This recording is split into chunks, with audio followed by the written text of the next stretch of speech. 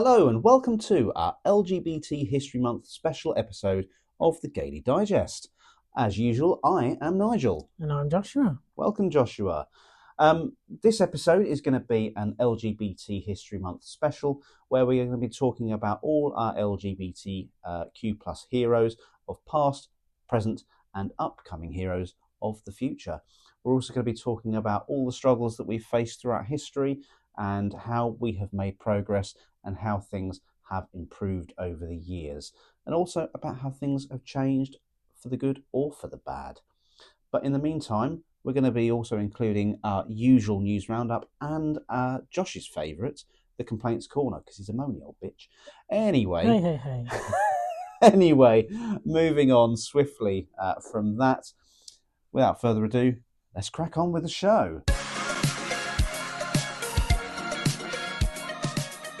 This is our LGBT History Month episode. This is an episode where we're going to be covering a range of topics that all relate to LGBT history. But before we move on to all our different topics, we need to look at what is LGBT History Month? What is LGBT history? Why do we celebrate it? Well, as a community, we have all been through our struggles. We've faced animosity, we've faced discrimination, we've faced hatred, we've faced abuse, we've faced a lot of inequality, marriage inequality as an example. We've had our lives effectively criminalised for being who we are. We've faced all the adversity and discrimination which has led to events such as Pride. Pride being essentially a protest rather than a celebration. Josh, what do you think about LGBT history? What do you think?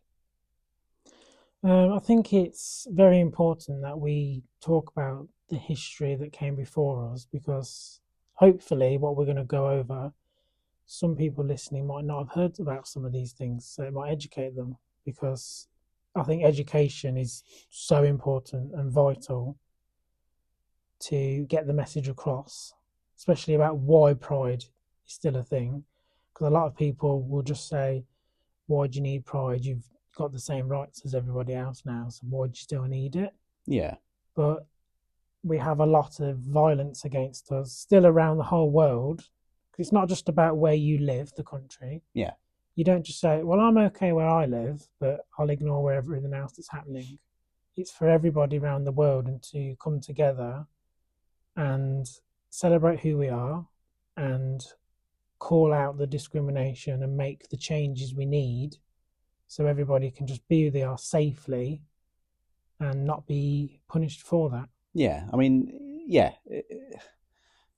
LGBT History Month is primarily about educating people about the struggles that we faced, the differences that we faced, and also to recognise and celebrate those throughout our history that have been quite prominent figures in achieving change whilst facing such adversity.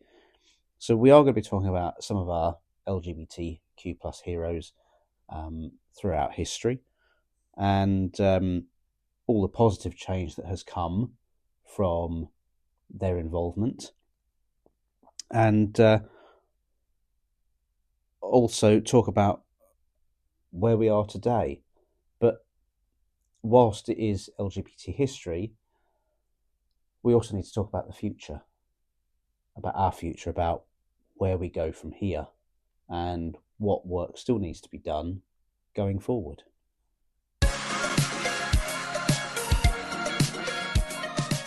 It wouldn't be LGBT History Month without talking about Pride. And it's important to note that Pride is a protest. It's always been a protest. It's been about standing up for our rights and showing that we are here, we're not going anywhere, we exist, we deserve to exist, we have every right to exist. Now, as with all things, pride has to start somewhere. Going back to 1969, there was a bar called the Stonewall Inn.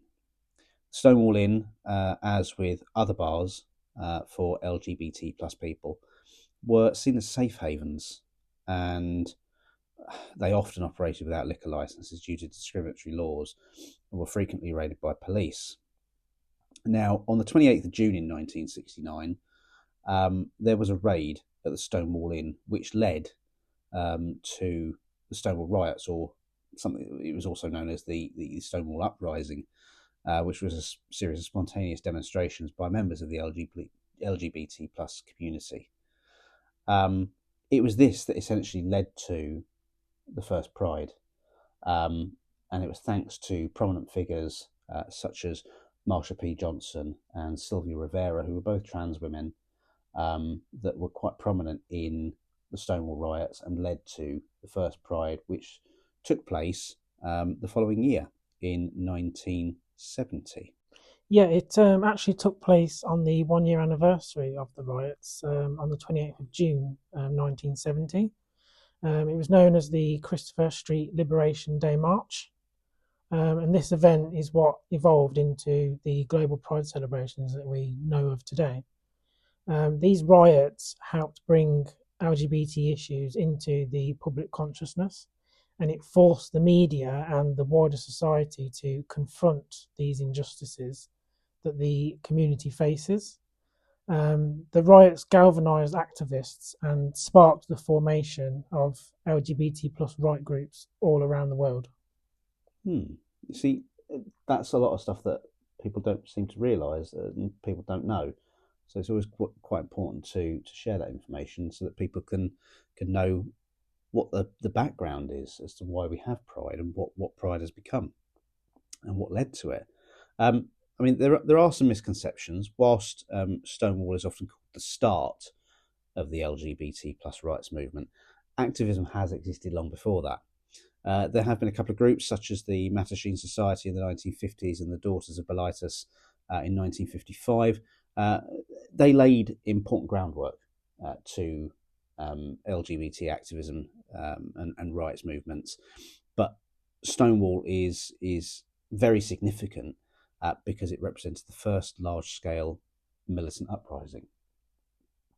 And as you say, Josh, that is what led to the global prides, parades and pride events that we have today and continue to celebrate because they are very important. We will obviously go into more depth around Pride because we will have a Pride special episode in a few months' time when it is Pride Month in June. But we hope that this little segment about the history of Pride and why Pride began and the people that were involved in starting Pride, we hope that this provides that little bit of education for you and to celebrate and remember those that were involved.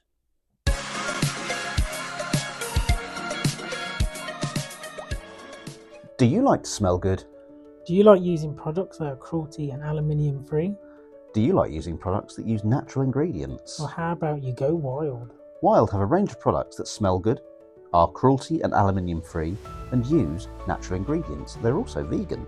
Depending on what you like, their products range from lip balms, deodorants, soap bars for body and shampoo, body washes that I personally use for hand wash also, shampoos and conditioners. Between us, we've been using Wild products for a number of years now. We think they're great. With compostable refills, Wild is eliminating single-use plastics. Even the body wash, shampoo and conditioner bottles look and feel like plastic, but they are 100% compostable. To get you started, we've partnered with Wild, so just go to wearewild.com and use the code TheGaily_Digest at the checkout for 20% off your first order or subscription. Or click on the link in the description. So what are you waiting for? Go Wild today. It's time for the complaints closet, and apparently I'm a moany old bitch. You are. I'm sat next to the moany old dickhead. So I'm going to start off. No swearing, please. Because I've been assaulted verbally several times already, so I'm going to start it off. The first thing that really irritates me Hang on, I thought it was my turn to go first. I thought you were going to let me go first this time. No. Anyway, the thing that annoys me is right-wing gays. Right-wing gays, yeah? Yeah, I'm down with that. Everything about them irritates me. I don't understand them. I don't really want to understand them, to be honest. I just don't understand why they're voting for something against their own interests. I don't get that. I really don't get that. I don't get why people would vote for something or a party or something like that that would negatively impact on them. Well, you have Trump gays, which I just do not get it. I just can't get it. Because he's surrounded with people that say you're going to burn in hell, but apparently, yep, I'm going to vote for that one. And I don't get Tory gays either. We've known a couple. True. And they just support the Tories blindly, even when the Tories are burning down the building around them. They're like, yep, I love that party, yeah, I'm going to support that. Set me on fire, but yep, keep going. I would genuinely be curious to know what actually goes on in their heads to vote for something that would negatively impact on them. It's a fascinating thing. There needs to be a study on it. Maybe you should launch a study. Yeah, I'll do a petition to start some sort of clinical trial. They'll probably find brainworms or something. Yeah, true. Anyway, or bumworms. Or bumworms like Tommy Robinson. So yeah, what's yours? Go on, far away. Well, obviously we do two each a week, don't we? And yes. My two are going to be sort of linked, but my first one is going to be people who don't flush the toilet or piss on the seat and don't clean it up. I've noticed that all of the things that bother you lately involve pee or crap. Every time, or farting. I know, it takes a piss, doesn't it? Yeah, I'm face palming because you can't see me. But yeah, I mean, do you not get annoyed if you had to be in a position where you had to go and use a public toilet, like you're in a coffee shop or something, you think, right, I just need to go to the toilet. You go in there and the toilet seat is covered in piss. Or you go in there and someone's parked their breakfast in it or parked their lunch in it and they've just left it and not flushed it. Do you know which ones are the worst? Service ones. Yeah. They're on another level. Yeah. I just think, how difficult is it? I mean, I get if the flush is broken and it's literally not working, it's not your fault. You can't do that. But when it's clearly working, you just get up and you can't. And I suppose in some way it's the same with people that don't flush their hands. Wash their hands. Don't wash your hands by flushing. That came out all wrong. No, but washing the hands. You know, you go in.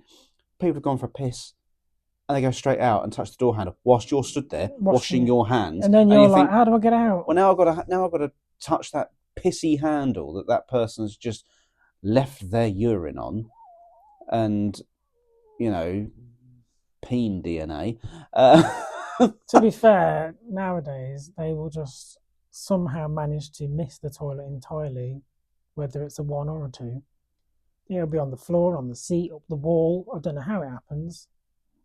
But yeah, there's things like that really annoy me. Really annoy me. And I just think it's disgusting. It's unhygienic.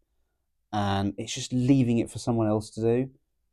Well, they probably think that's the cleaner's job. They can deal with it. Same as people who leave mess in the cinema and stuff. So it's the cleaner's job to clean up, to flush the toilet for them, is it? That's literally how they think. It's not my problem, it's their problem.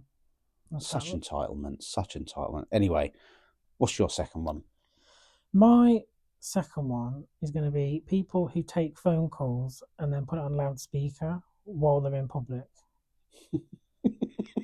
Because this happens. The amount of times I see people walking through the town and they've got their phone held up to their face, which just put it against your bloody ear anyway, but they'll hold it right up to their mouth on loudspeaker, so I can just hear them having a conversation about buying pile cream or something personal I don't really want to hear about. And it's so turned up all the way, and they're on loudspeaker, and I'm just like, just put some headphones in or put it against your ear. I'm not a part of this convo and I don't want to be. Especially if they talk about getting pile cream. I mean, unless you're taking notes, thinking, "Oh, yeah." I've heard them having. They're always having arguments with other people who do this. They're always rowing with someone. Do you think they like the drama and they like to hear people? They like people to hear their dramas. Probably for attention, but I just don't. I think it should be outlawed. They should be cast out somewhere. To an island. Put them in the desert. To an island where there's no 5G mast. Yeah. Take away their phone chargers. And portable charging. Yeah, it's even worse. Again, I keep moaning about buses. This has happened to me on buses. So I'm trapped. Again, this is entrapment. I'm being forced. Not quite entrapment, but yeah. Well, I felt trapped. I can't get off. And I'm sat next to them and they're on loudspeaker, really loud, having a conversation because they think their conversation is so important and everybody wants to hear it. You know what you should do? You should take the phone out of the hand, hang up, and say, they'll call you back, and hang up. Well, going on your thing last time about people not washing their hands, I don't really want to touch their phone. True. But yeah, that's another thing that really irritates me when it happens. They do it in supermarkets as well. I mean, I get if you're in a supermarket and you want to phone someone because you might be getting something for them, but just put the phone to your ear and just say, look, I'm in Sainsbury's or Tesco's or wherever. The thing you asked me to get, they haven't got it, but they've got these. You probably hear them better putting it to your ear than on loudspeaker. Or putting your earbuds or AirPods or whatever in. Yeah, it should be outlawed. Make it illegal. Put them in jail. If I was a leader, I would jail them. I would. I'd ban them from having any mobiles. It wouldn't be a democracy with you. It'd just be a dictatorship. I would ban them from having mobiles, and they would only be allowed a landline. Ooh. Because then they can't bother me. Talk about going back to the dark ages. Yeah, they can't bring it out to bother me then, can they? They walk too far out and it'll turn off. Anyway, go for your final one. What is it? My final one. Again, it's basically along similar lines to do with bodily functions. No, public loos. But when you go to the toilet, and say it's just a single toilet with a door that you just lock. Mm-hmm. I get annoyed when people come up to that door, they push it, can feel that it's locked. It's like knocking. And then they just keep pushing it several times. And then there's a pause, and then they'll try it again. Whilst you're sat there doing what you're doing. They've interrupted you. And you then feel like you're under pressure that you need to speed up, when actually you might not be able to. And like you say, and then they'll knock. Woo! And then you feel like you're in... Rollo agrees. And then you feel like you are compelled to answer them. Hello? I'd go, piss off. So, but I'm too polite to sort of talk and say, piss off, I'm having a shit or something like that. I will just... Well, I wouldn't say that. That's what, neither would I. That's what I'm saying. I'm too polite to say something like that. What I would do is I'd do that very typically English thing of going, of making a point of, someone's in here, go away. They'll carry on though. But it's like, just wait. You can tell the door's locked. They're trying to use the force to like open the door. We're in for a surprise if they do. But yeah, it just frustrates me. It annoys me. It's like, you can tell the door is locked. Keep trying the bloody door. You're pushing it. There's not a handle that you can use. It's a push door. They're pushing it while you're pushing it. Utter filth. Utter filth. Yeah, they're pushing it whilst I'm pushing one out. But yeah, really annoys me. Will Nigel's next one be a bodily function? Next episode, I'm going to try and veer away from that. I've got a list of a few things. I'm going to try and veer away from stuff like that. But these are things that annoy me, and I want to have a little bit of a rant about it. Just avoid public loos in general. Yeah, but sometimes you can't help it. If you go to a coffee shop, True. And you need to go to the loo, like the one just down from here, you got quite a walk to your next toilet. So if you need to go, you got to go. Although some public toilets don't even have seats and they're just metal. Ugh. Who designed that? Some of them don't even have bog roll. Well, that'll get you in a situation if you don't check first. Yeah, goodbye socks. Leave them for the cleaners. Even for the cleaners. You wouldn't be able to flush them, would you? Well, you could, but it probably wouldn't end well.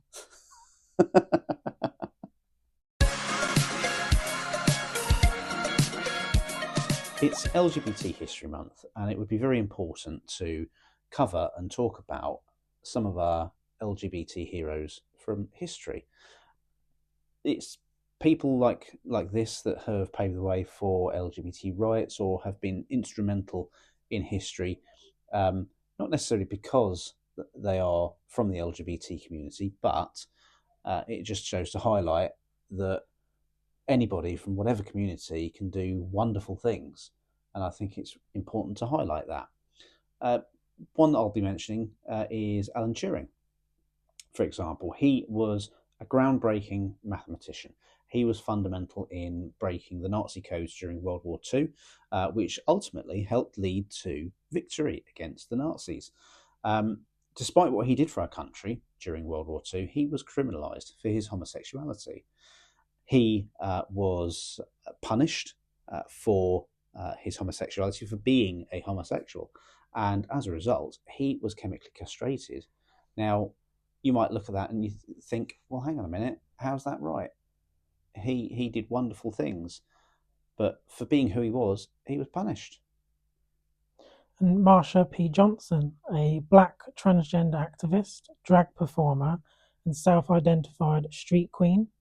Marsha P. Johnson was a key figure in the Stonewall riots of 1969, a series of spontaneous demonstrations by members of the LGBTQ plus community in the response to the police raid that took place at the Stonewall Inn in New York City.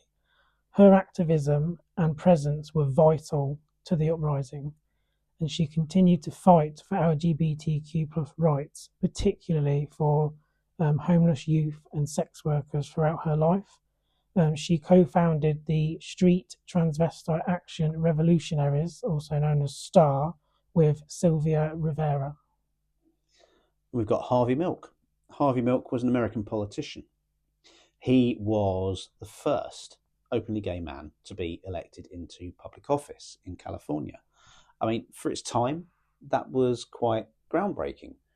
You know, during a time when homosexuality was seen as a very bad thing, homophobia was rife. He broke boundaries. He broke boundaries in becoming an elected official. Sadly, his life was cut short in November 1978, when on the 27th of November, he was assassinated, aged 48. And Christina Jorgensen, one of the first people to undergo gender confirmation surgery. Jorgensen became a vocal advocate for transgender rights and helped to bring awareness to gender identity at a time when it was extremely misunderstood. Her openness about her transition and her surgeries helped to destigmatize the process, and this paved the way for a greater understanding and acceptance for transgender people. She used her platform to advocate for medical access and legal recognition for all transgender individuals. And we've got India Willoughby, who is our first transgender newsreader and broadcaster. She appeared on the all-women show, Loose Women. She has appeared on the all-woman edition of Celebrity Big Brother. And she is a powerful defender and activist for trans rights. She has faced a lot of adversity from gender criticals and transphobic people, and undeservedly so. All she's doing is standing up for and defending the rights of transgender people, and that can only be a good thing. But she is one of our LGBT heroes because she is defiant in all the adversity that she faces and continues to be a strong and powerful voice for the transgender community. And Ian McKellen. He's a renowned English actor and LGBTQ plus activist. He's openly gay. He has been a powerful voice for equality and acceptance. He's better known for his iconic roles in films like Lord of the Rings or X-Men. I loved him in Vicious. Yes, that was a very good show. It's hilarious. McKellen has used his platform to advocate for LGBTQ plus rights, and he's been a prominent figure in the fight against discrimination. He is also a co-founder of Stonewall, the leading LGBTQ plus rights organisation in the UK. Now, we've obviously spoken about some of the LGBT heroes from history. We could go on for a very long time because there are a lot more than people would think. And I think there are a lot more as well that aren't as well known as others, for example. If you have any LGBT heroes you'd like to mention, please feel free to leave us a comment, send us a message on our socials, or reply to our post about this pod. I think it's also important to highlight that without our LGBT heroes throughout history, we wouldn't be where we are today. So we have got a lot to be thankful for all these people throughout history for doing things to pave the way for our rights. And I think it's safe to say there is still a lot of work to do. There is still a lot of paving the way to go. And only by standing strong, standing defiant in the face of adversity and discrimination can we make that progress. And we will make that progress, because you know what? Every one of you listening is an LGBT hero. You just don't know it yet, because you will be a staunch supporter of LGBT rights, and you will do whatever you can to make sure that you stand up against discrimination.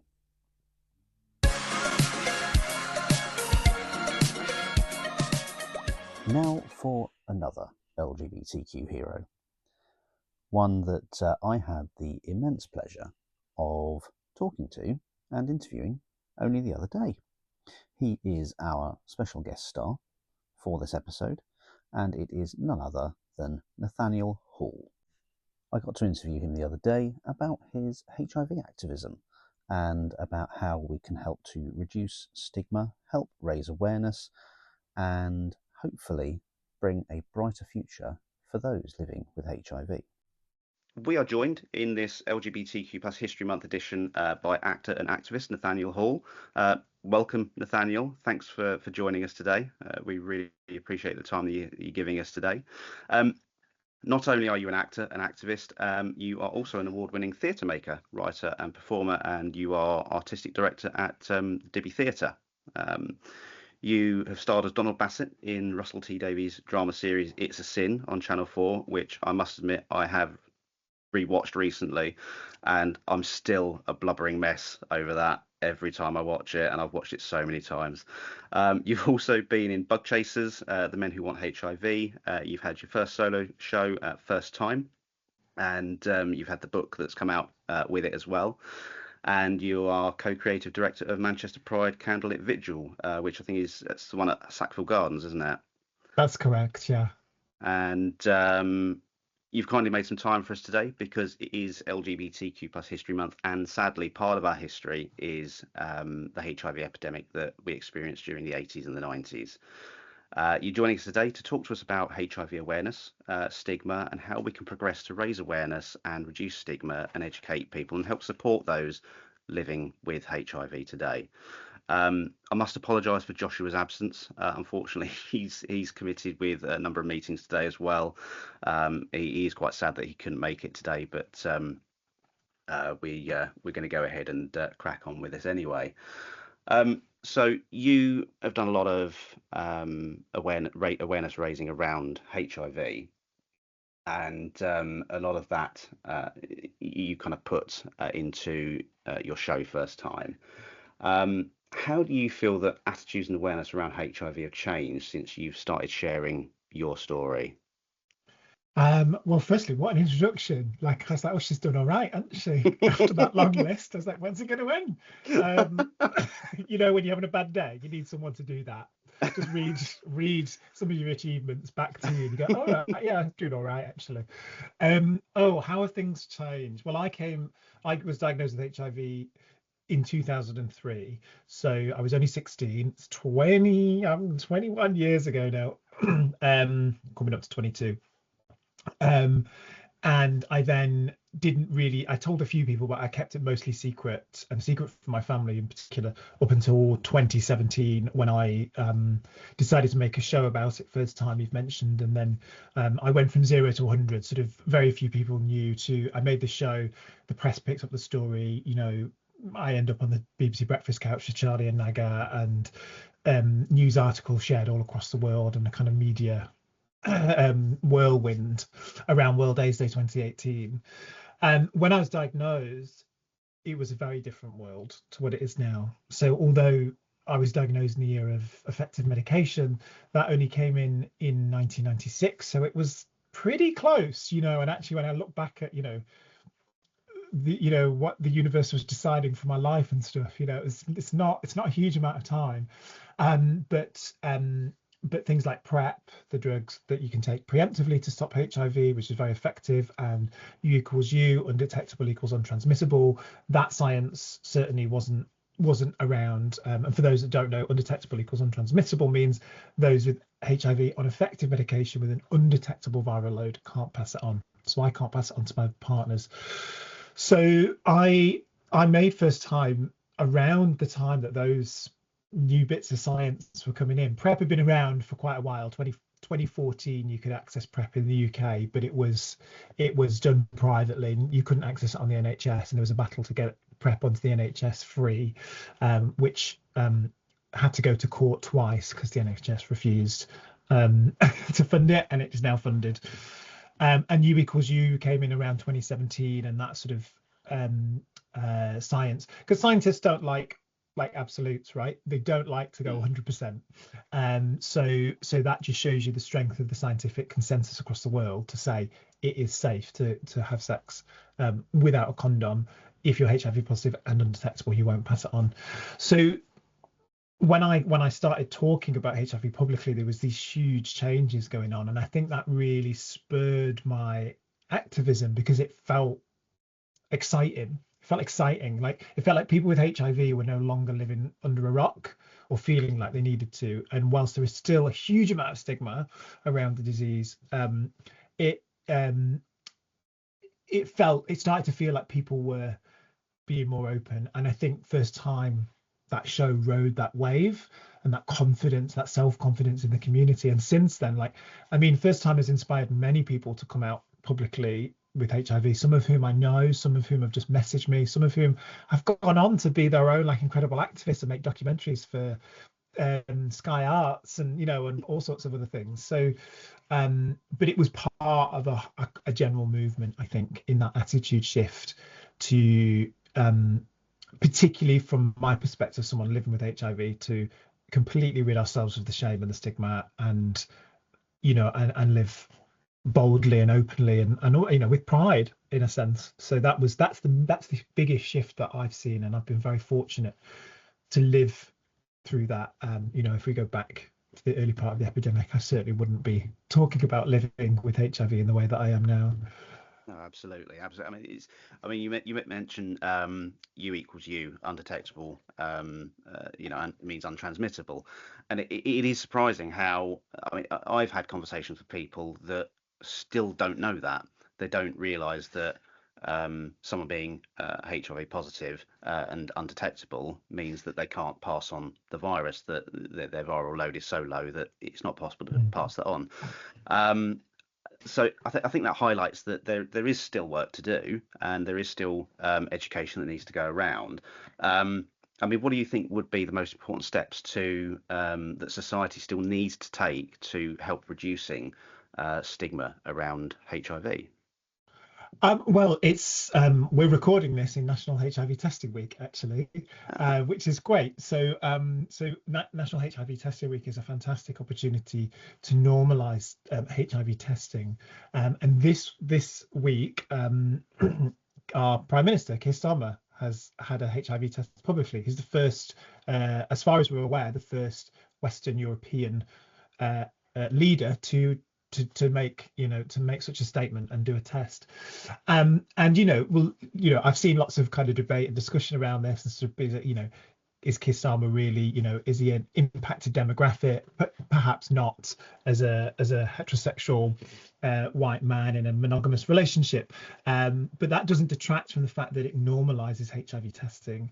And I liken that kind of move, my own political views on Keir Starmer aside, I liken that move to Diana shaking hands with an AIDS patient at the Mildmay Hospital in '87, I think it was, which was this moment where Diana knew that she could use her profile for good to say people with AIDS, living with HIV, were not infectious. You could touch, you could hug, you could be in the same room as them, and that sent a clear message and destigmatized what people thought around HIV. And I think this is similar. This message that actually HIV testing is routine. It should be done routinely. Now, when I was tested, it was that horrible 2-week wait that you see that it's a sin still. So it was a blood test in a outpatient's clinic. Now you can do tests at home. You can get postal tests. You can go in, you can do a rapid HIV test. There's HIV testing in community settings, so coming out to bars and clubs and events, which is fantastic. And then also where I live in Greater Manchester, there has been a huge push spearheaded by the PASH partnership, which is George House Trust, the LGBT Foundation, and BHA for Equality, to get routine HIV testing in A&E. And they've managed to do that in a number of A&Es in Greater Manchester, and now that's been so successful it's being rolled out. And the thing with it is HIV is very difficult to detect. So when you contract HIV, it's normally around 3 to 6 months before you show any symptoms. That's the window where you're the most infectious. So that's where you're most likely to pass it on. Then 3 to 6 months you'll get flu-like symptoms. Most people, and for most adults, it's relatively mild, and people miss it, and they don't necessarily connect the illness with having unprotected sex or sex without a condom 3 months prior, and so they get better, and then they're not receiving the treatment that they need to bring their HIV under control, but they're also potentially spreading the disease as well. So that's why testing is so crucial, regular testing.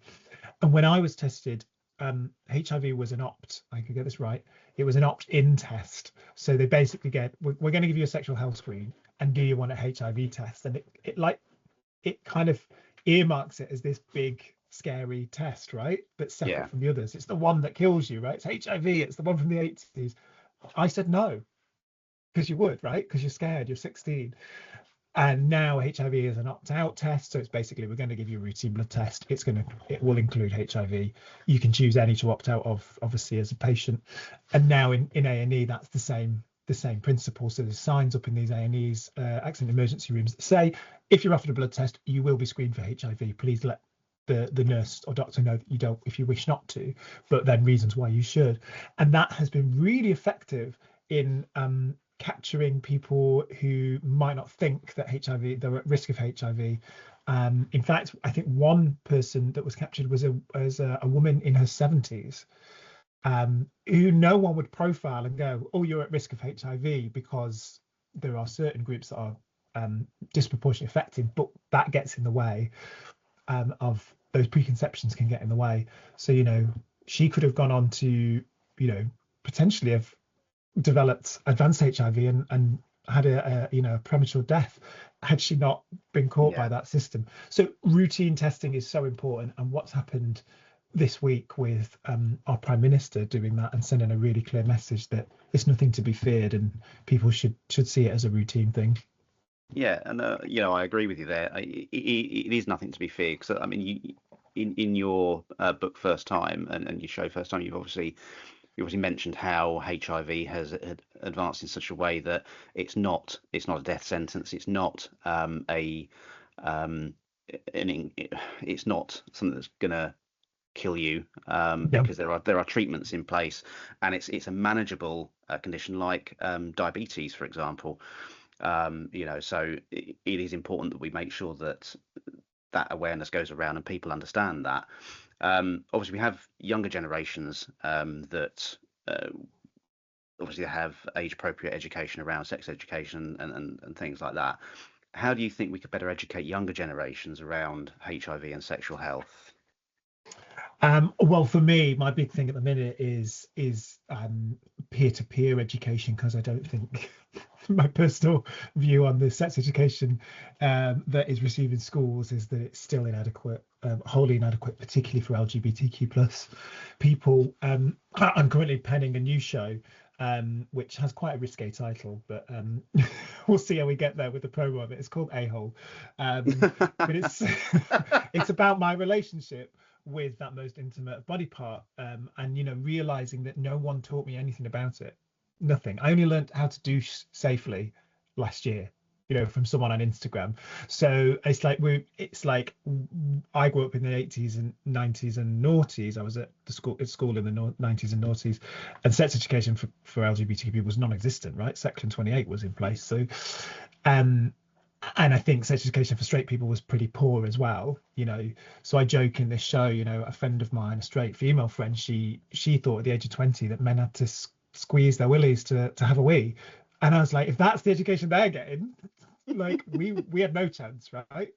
So, and I don't think it's still a postcode lottery. And I think there are schools where complaints have been made about LGBTQ sex education, so kids have been removed, and there's also we know the kind of rhetoric around the anti-trans rhetoric that is so prolific at the minute. So I think for me, partly a part of my drive to make that show is going, I want to be that role model for younger people, and educate around gay sex and sexual health in a way that's exciting and fun and is sex positive, but that looks at some of the complexities around that as well, because our sex lives are also come with a lot of shame, and that's from homophobia growing up and internalized homophobia, and there's a lot of secrecy and shame often in our first sexual experiences, I think, which mean we can get addicted to secret kind of ways of having sex, or like the thrill of anonymous sex, or all these different things. And not to say that any of those are bad things in of themselves, but I think our relationship, sex education for me is not just about the mechanics and like go get tested. Like, I think we need to now have a conversation about how we feel about the sex that we're having, and are we in control of the sex that we're having, and are we enjoying the sex that we're having. I think looking at what's the difference between sex positivity and sex promiscuity, like, and I'm not saying I have any right or wrong answer on that. So I hope with this new show that starts to do some of that. There are other amazing people out there, the Bottoms Digest that I follow on Instagram, and there's another one that which taught me how to douche properly, so there are other amazing like queer activists out there doing this. But I think that's where it sits for me, because I don't think we can sit around and wait for the education system for the straights to kind of catch up and give us what we need. So I think we need to start providing it for our own community, and sort of hope to God at some point they catch up. Yeah. I mean, I think we get us as a community, we tend to get defined by our sex lives a lot, and I think that gets used, as you say, when the homophobia comes through and people start giving us abuse and start talking about what we do in the bedroom, and when it comes to LGBTQ plus education, and that's not necessarily what it's always about. It's about raising awareness that we exist and that we are not a problem. We are not evil. We're not monsters or anything like that. So yeah, there certainly needs to be a lot of better education around it. And as you say, there are a lot of activists out there, a lot of people that are involved with helping raise awareness, and hopefully your new show that you're penning, A-Hole, will my PR consultant is going to have a nightmare. I was on BBC Radio Manchester a few weeks back promoting my current show Toxic, and the presenter asked me about my new show, and it was in that moment I realized it was daytime radio. I was like, I can't say this, can I? So I was like, I don't think I can say the title, but it's about this. but I think that's quite exciting, isn't it? Because it makes people go, oh, what is the title? Yeah. So any kind of publicity is good publicity. Absolutely, absolutely. I mean, we've obviously talked about your book First Time, and it's resonated with so many people, especially me. I've read it twice now, and I sat reading it, and there's happy moments, there's sad moments. Obviously, I don't want to give too much away because there might be people that will be listening that will want to read it, so I don't want to give any spoilers out for them. But what inspired you to turn your story into such a powerful piece of work? Well, first of all, exclusive. It may be coming back to the stage at the end of this year. So in September this year, it may be coming to London. Not fully confirmed yet, but looking really positive for a limited run. So for those people who didn't get to see it or have read the plays text but want to see it in person, there will be an opportunity. What inspired me to make it? Well, really, I always talk about this and say it was quite selfish. Not selfish, but it was self-preservation, because when at the time when I was like coming to that decision to make the show, my life was in a very dark place, which is explored in First Time, and even more in Toxic, although Toxic is only semi-autobiographical. But I was in a very toxic, codependent, abusive relationship. My life was plagued with drugs and alcohol and risk-taking sex, and I was really just deeply, deeply unhappy. And I sort of felt like life, like you talk about like a mental breakdown as though like something happens quickly, like a car crash, but for me it was a car crash in slow motion, and my life was just like slowly falling to pieces over a number of years. And then I just realized that it was this thing, like it was, I guess I probably deep down always knew it was the secret that I was carrying around HIV and the trauma of contracting that so young. So that was the process of like trying to grapple with all that. I started to write and explore it with other artists, made some uncomfortable realizations that maybe I blocked out, that perhaps I was groomed as a child. I was still a child at 16, although legal. He was older than me. And sort of trying to piece together that past. And then I got a commission and the to make it. So then it was like, oh, the train's out, like left the station. That I had to tell my family. And actually that was the reason, that was the key reason, because actually once that date was in the diary, I had a date by which I had to tell them. So, and that had been something that I'd always tried to do but never been able to. So it forced my hand in a way. And the show itself, is interesting. I don't know what it feels like to read it, but when you watch the show, I'm still delaying when you arrive. I'm still going, I'm not ready. I'm not ready to tell this story. I've just been partying, I'm asleep in my pants on the set. And then it's the theatre itself, the spotlight, comes onto me, and my own voice says, no, like, you can't delay any longer. We're going to tell this story. So there's kind of a nice way that the piece in itself tells that story of how the piece itself saved me. So yeah, that was the kind of driver behind it, and then it seemed to resonate with people, so it went beyond that. Yeah, I mean, did you? I suppose in some ways, and correct me if I'm wrong here, but maybe that was a little bit therapeutic for you, maybe to help absolutely. you. Oh, I mean, I don't know if you could cost up like how much that would cost in therapy, what I achieved with that show. Writing work like this is extremely therapeutic. And I have actually had a lot of professional therapy alongside the work that I do, because I think that's important.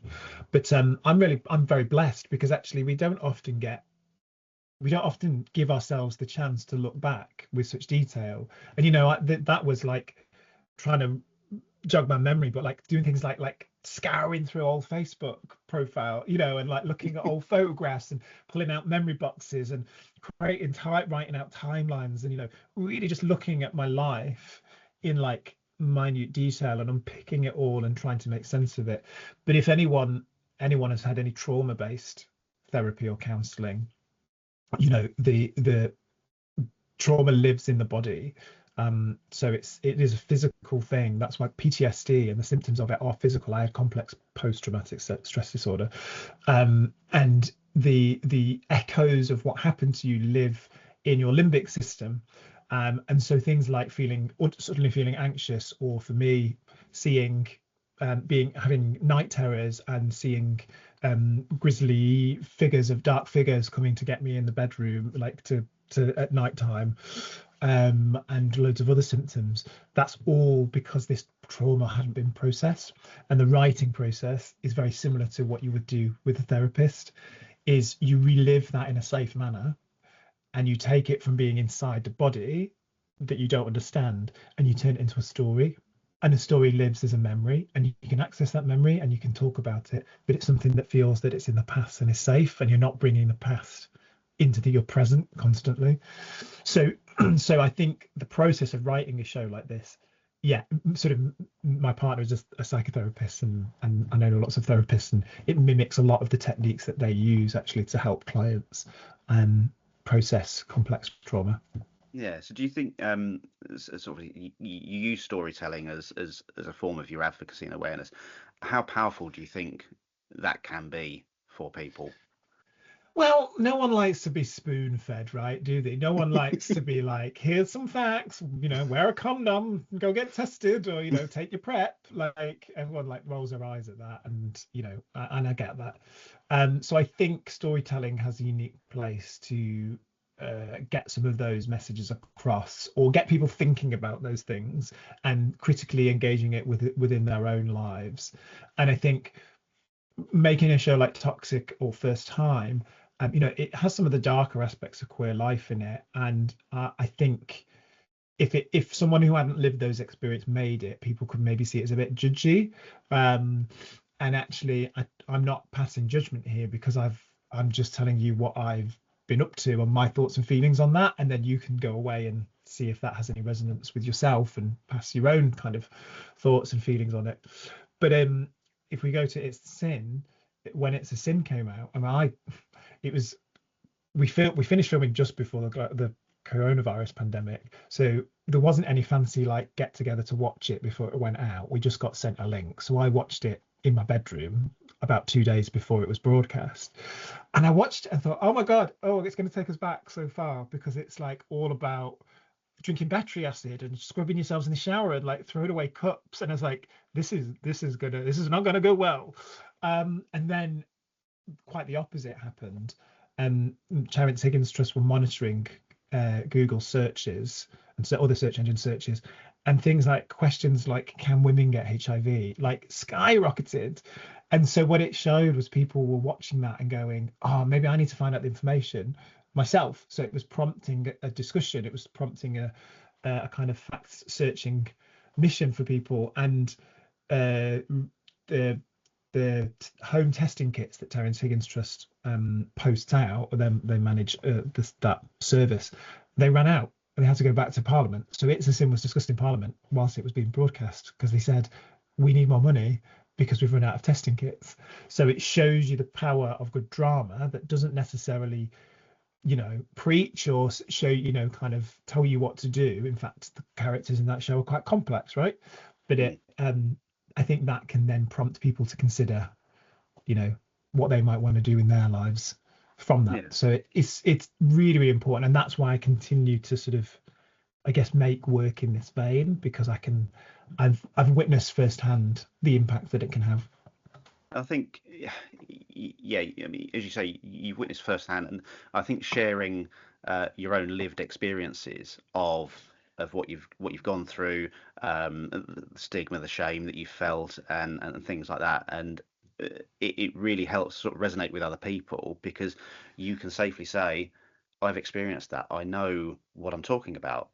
And that's part of why we like to include voices of people like yourself who have first-hand experience of matters that affect our community on the podcast. We've also talked about Keir Starmer doing his HIV testing this week. One of the first, as far as we know, Western leaders to publicly do a HIV test. Now, talking about public figures about their HIV status, do you feel that openness from public figures would help or has helped shift any perceptions at all? Yeah, I mean the lovely Gareth Thomas, who I've done some campaigns with, and he's a great man, and has kind of in his retirement from rugby has dedicated his life to, with his charity Tackle HIV, to changing the narrative.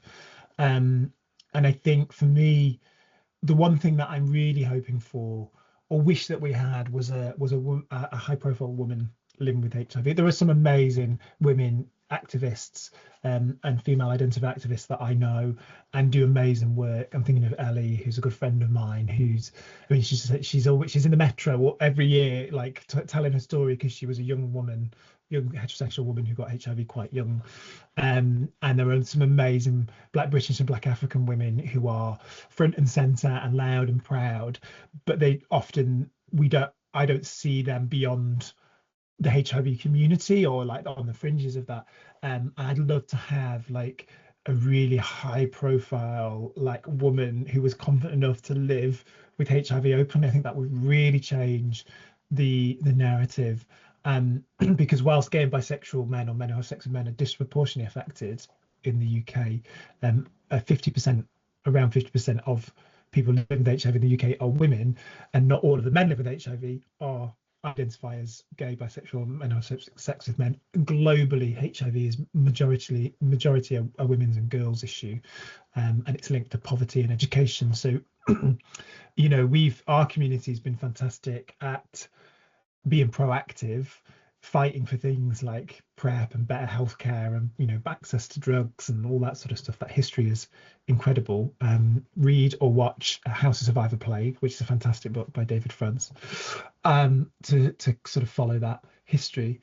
But quite often women are overlooked in that conversation. I would really, every opportunity where I can, I always go, maybe you could speak to this wonderful woman over here, or you can speak to my friend here instead of me, because I've been very privileged to have this platform, and I want to amplify those voices because they're doing great work. And you are doing fantastic work as well, in helping raise that awareness, and it is right that we try and have a broader spectrum of individuals that can share the experience, to show that it's not exclusive to a particular demographic, that it can affect anybody. And I think, we're around HIV awareness, the media, I think, has a very important role to play in that. And I think in some cases the media have been quite reckless in the way they've done it, because I think, was it the Daily Mail had a headline of something along the lines of the £5,000 recreational lifestyle drug. That's it. Yeah. I mean, when it comes to the media, what role do you think that they and the arts play in tackling stigma and misinformation? Yeah, well, I mean, I wouldn't expect anything less from the Daily Fail, would you? Really, that was that was in 2016, and that was when the fight for PrEP, pre-exposure prophylaxis, which is a fantastic discovery. So prior to that, scientists had realized that if people were exposed to HIV, if you took HIV medication up to 72 hours afterwards, if you took a month's worth of HIV medication, it lowered your chance of contracting the virus. And actually, the closer to that point where you think you might have contracted it, the better. So I encourage people, if you think you've been exposed, go to A&E and say, I need to access PEP, post-exposure prophylaxis. And if they say, what's that? Go and find out, because I have a right to access it. Because often, particularly not in major city centres, they don't know what it is. But then scientists realised that actually, if you took it preemptively, you could stop HIV. And you can take PrEP, all the time. You can take it regularly, every single day, if you're at risk, or if you're a sex worker, for example, or you're having multiple sexual partners, or you can take it event-based. So you can take it you take a double dose 2 hours before you're going to have sex, and then you take it every day subsequently for the days that you might be having sex, and then you can stop. And that was that was an incredible discovery, because all of a sudden we've got this tool, right, to stop people contracting HIV. And no matter how many times you shower people to wear a condom, some people will not wear a condom. And also condoms break, and sometimes you're in the heat of the moment and you throw caution to the wind, and there's no judgment there. Like, we need to get away from this idea of shaming people if they don't use a condom. I didn't use a condom, you know. So that we had the tools, and then, you know, they have a front page spread that, you know, says it's a lifestyle drug. You know, imagine, I mean, the same kind of pushback was to the pill, right? With in the 60s, where women were given the opportunity to protect themselves from, if they wish to not have a child, not have a child. So yeah, the media plays a strong role, but it's not, I don't think it's the be all and end all. Like, mostly now reporting in the mainstream press is pretty good, and if it's not, the major charities pretty quickly pick up on it, and they're on the phone. Richard Angel at Terence Higgins Trust, he's well connected, and he's straight on the phone, and, you know, he's getting things changed and re-educating that journalist or that editor to go, here's the guidelines. So it's rare to see things like we saw in the Daily Mail, I think, these days. But there's plenty of misinformation on social media, and particularly on what was once a great platform, Twitter.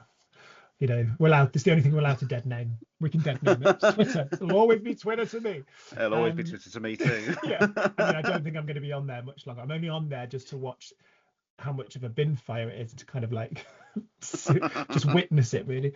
But it's really important, and that, you know, it's important that, for me as well as an activist, that I'm up to date with my information, and that I'm equipped with the right tools.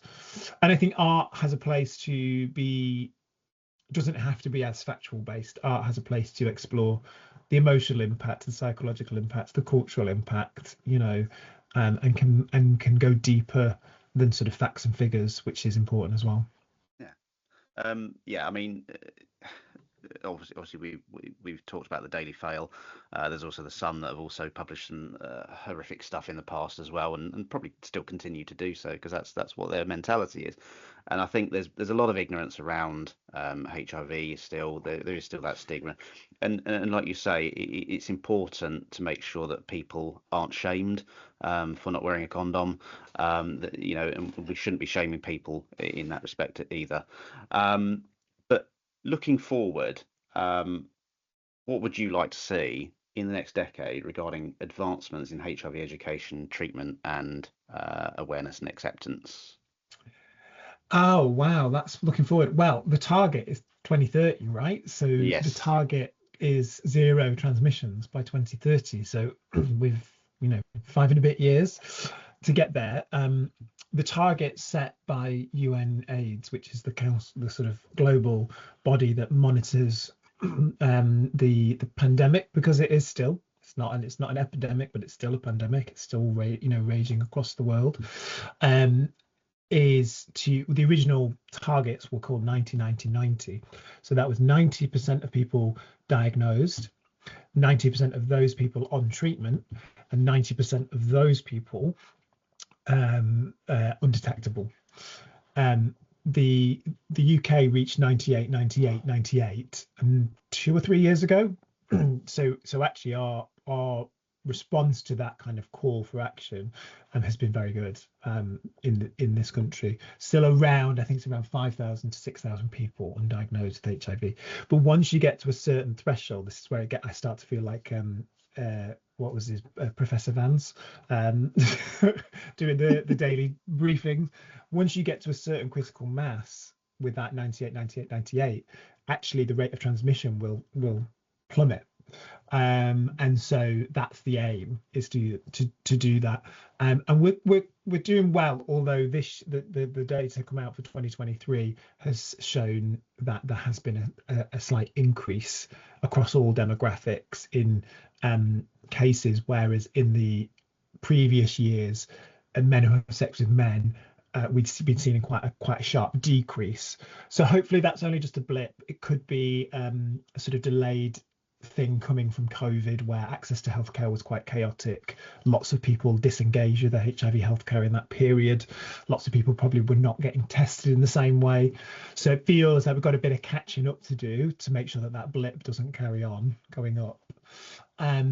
So I think this, we can't be complacent, and we can't just go get to 2030 and then go job's done, because there isn't a cure. So we're the only way to eradicate HIV would be to get everyone in the world tested and everyone that needs to be on treatment, right? And that is just logistically impossible.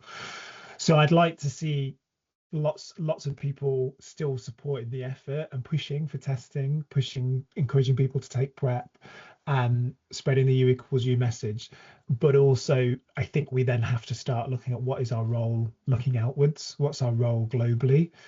There's no point us getting to 2030 and going, we've done it, if there are other countries that are still struggling, because we live in a globalized world and people move around, right? So it's really important that we make sure that our efforts are kind of looking outwards and global, and just continue to what person by person just change those attitudes, and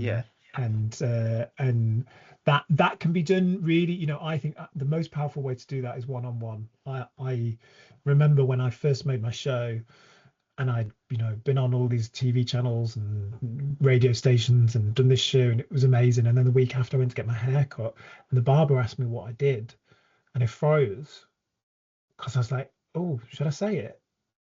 I'm in quite a straight dominated space. Do I feel safe? And I went, I can't preach what I've just preached on stage and on in front of the cameras and not do it here, because this is the cold face, right? This is the cold face of activism. I think people think activism is this big thing going on rallies and shouting through megaphones and stuff, and actually you can do activism by having a chat over the water cooler or in the staff room, or challenging someone who says something, actually that's not quite right, and if you feel safe to do so. So I think those one-on-one interactions are where people can really help the cause, and don't underestimate the power of that exchange, and stepping in to say something in those moments.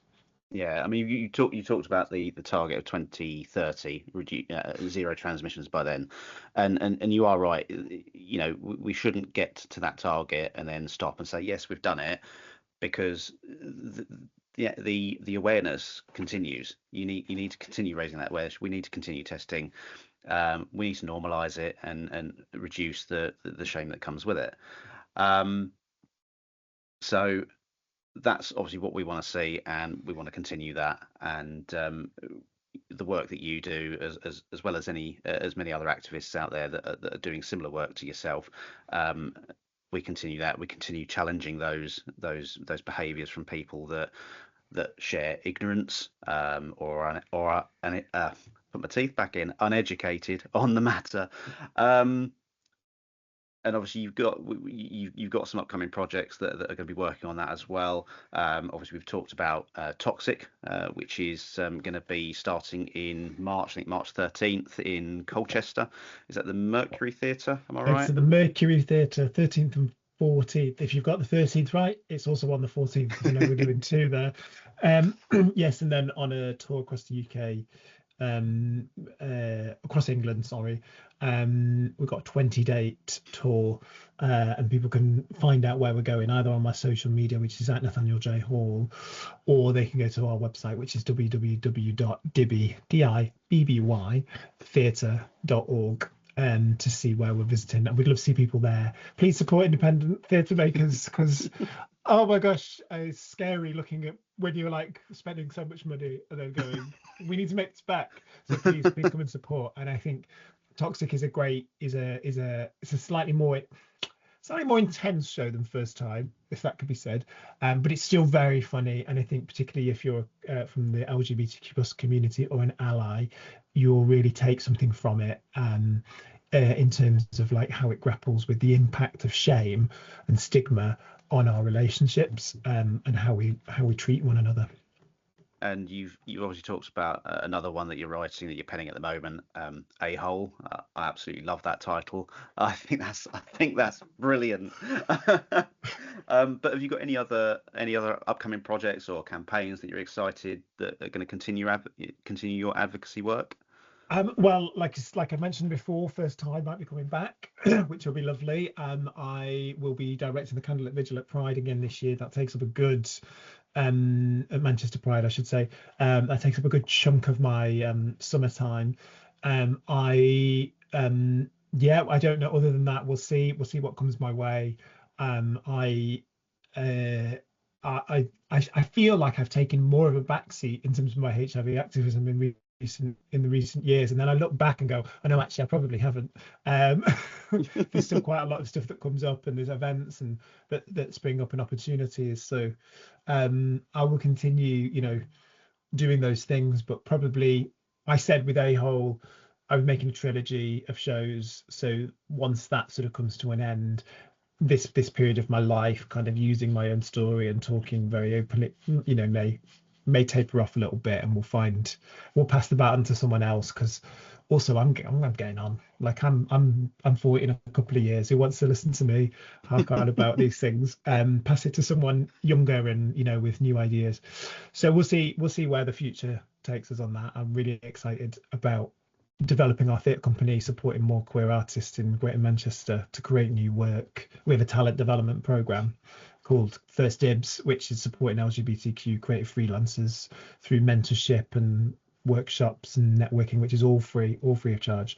So looking to develop that and maybe build a little bit of a mini empire, a little legacy project in Greater Manchester, so I can retire and go, oh, I've made a little difference there. You can look back and you say, I've done this. I've made this achievement. Yeah. It's your work. You've made that big achievement. I mean, I genuinely wish you really well with all your projects that you've got coming up, with the Toxic Tour, with the First Time coming back as well, and obviously with the project that you're currently working on, A-Hole. I'm not going to keep saying that because I love it. It's brilliant, isn't it? It's great. When I had the brainwave, I was like, great. And I mean, Toxic is what people say. You've got good titles, Toxic, and it does have a few references, musical references to Miss Spears in there as well. Wonderful. So, Wonderful. But yeah, I mean, I'm certainly hoping that we can come along and support you as well. I'm going to look into trying to get across to one of those the tours that you're doing. But yeah. I think we've come to, because I think you've got other appointments you need to go to now.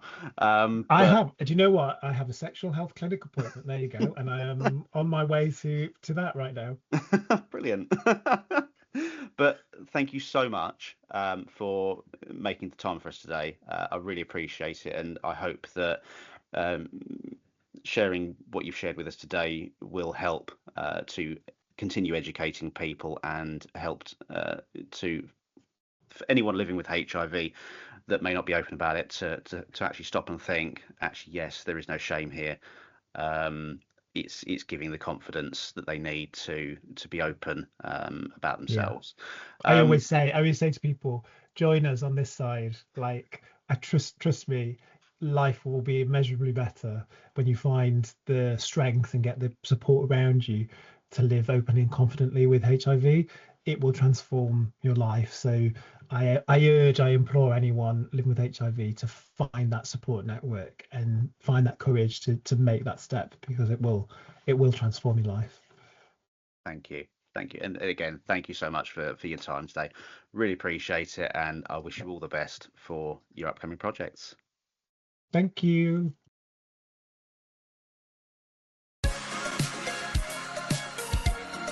And that, folks, was Nathaniel Hall. It was an absolute pleasure and a delight to be able to have the opportunity to talk to him about his work and his activism. And I didn't tell him this at the start, but at the start of the interview, I was incredibly nervous. But he helped to just make that entire interview just feel like a nice breeze. He was so down to earth, so kind, so lovely to talk to, and that is why he is one of our LGBT heroes for LGBT History Month.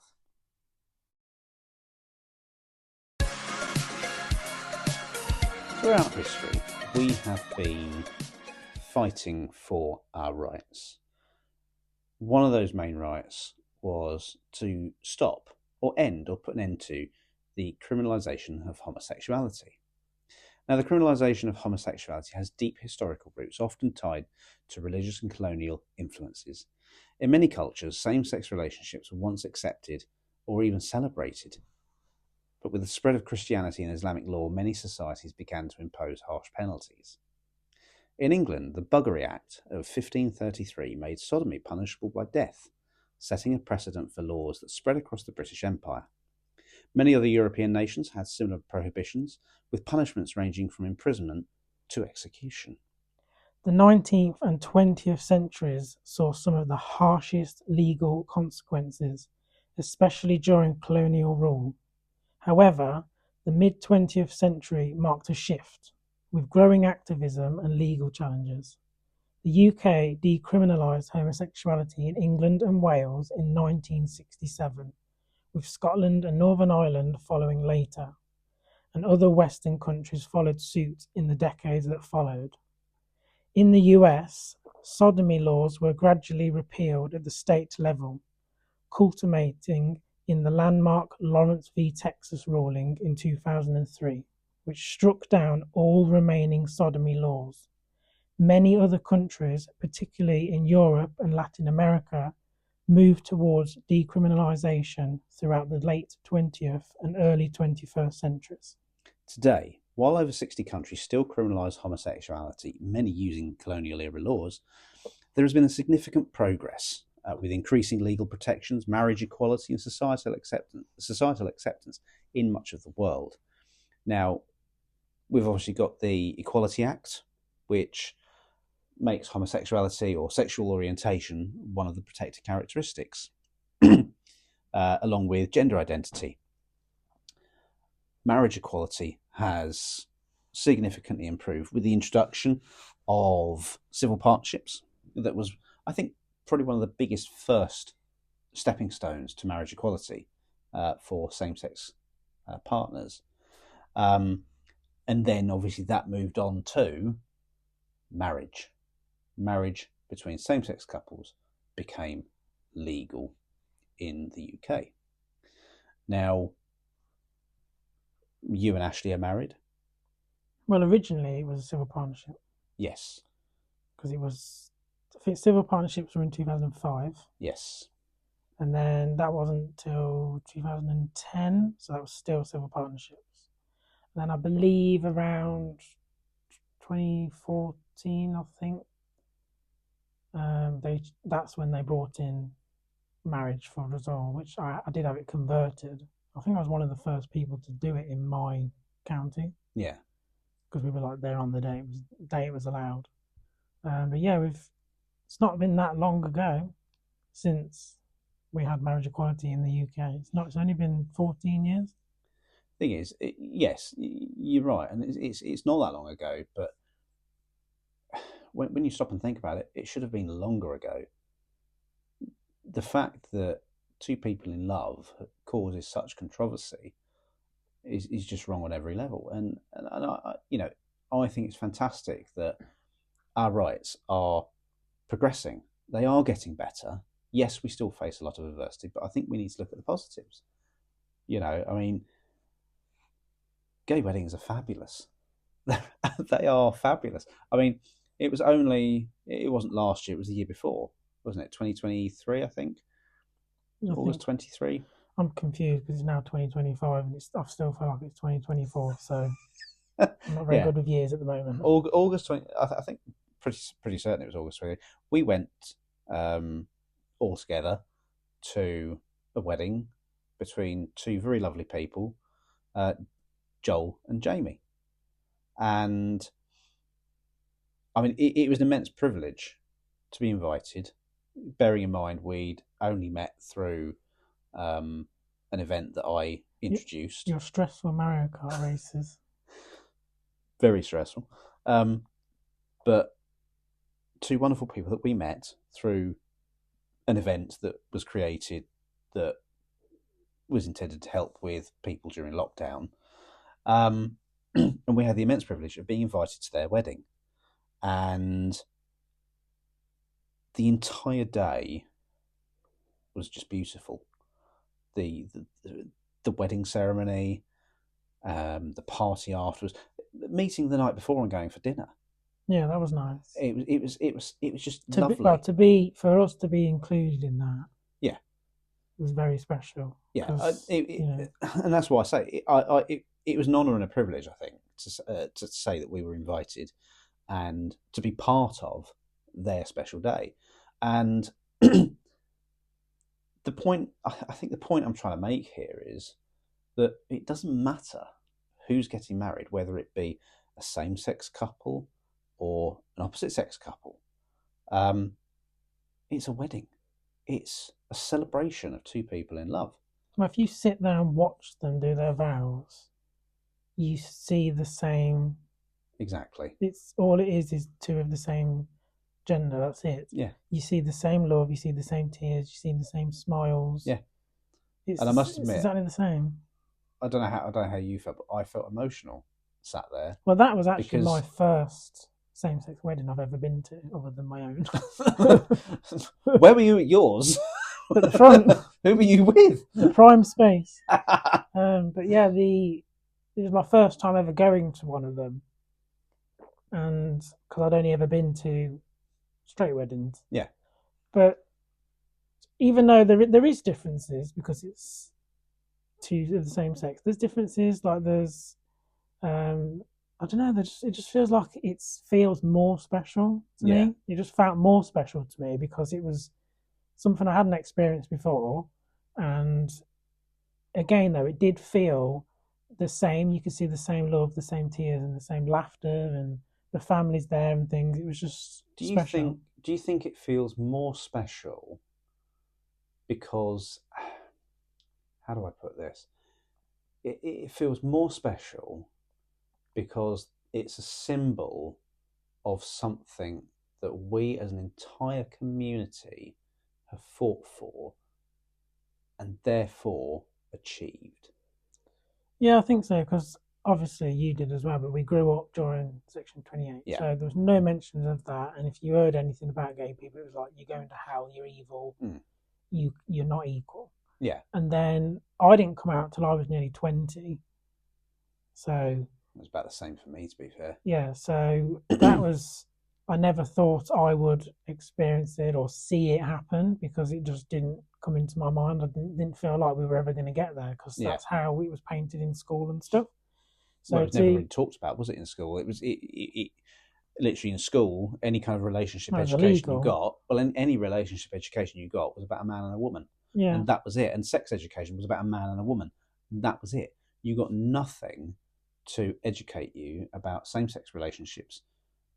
You know, and educating people about same-sex relationships is not just about sex.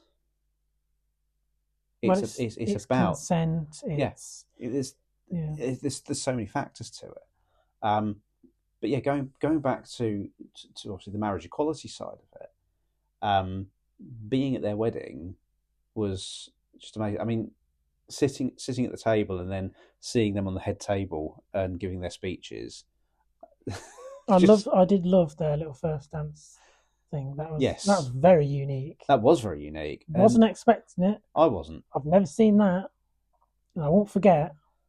It just stands out, doesn't it? Yeah. But to be fair though, they are two people they're very standout. They're very themselves. They're very genuine. And that's what's good. Yeah. And that's what we love. And we love to see people that are genuine. We love to celebrate these people that are enjoying life and are happy in their lives, and I think it's just wonderful to see, and it's nice to be able to share that positivity with our listeners. And I'm sure Jamie and Joel may well be listening to this at some point, but yeah, it's just amazing.